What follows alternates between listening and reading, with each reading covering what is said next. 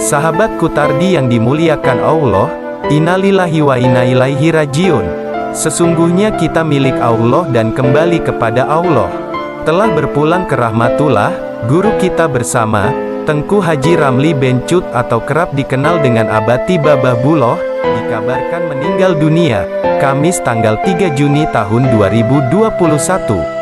Ulama harismatik Aceh yang berasal dari Desa Rulet, Kecamatan Muara Batu, Kabupaten Aceh Utara, Tengku Haji Ramli bin Cut yang akrab disapa Abati Babah Buloh meninggal dunia.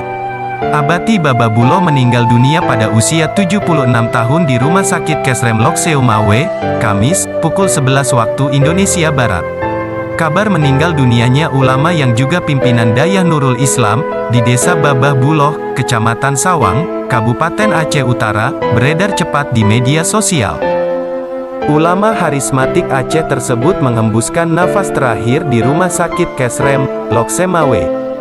Dini hari, kabar duka meninggalnya pimpinan Dayah Nurul Islam, Gampong Babah Buloh, Kecamatan Sawang, Kabupaten Aceh Utara, diwarnai ucapan duka dan berlangsungkawa dari berbagai kalangan.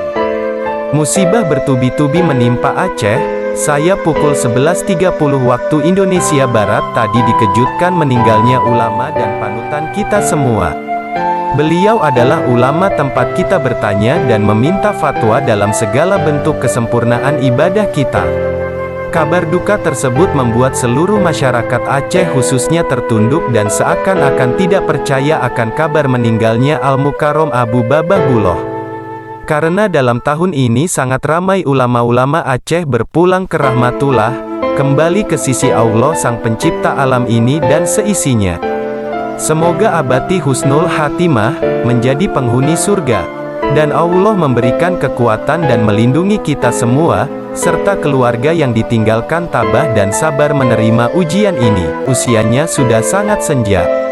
Lebih kurang Abati di rumah sakit 2 atau 3 hari dirawat. Semoga Allah tempatkan Abu dalam sebuah taman surga.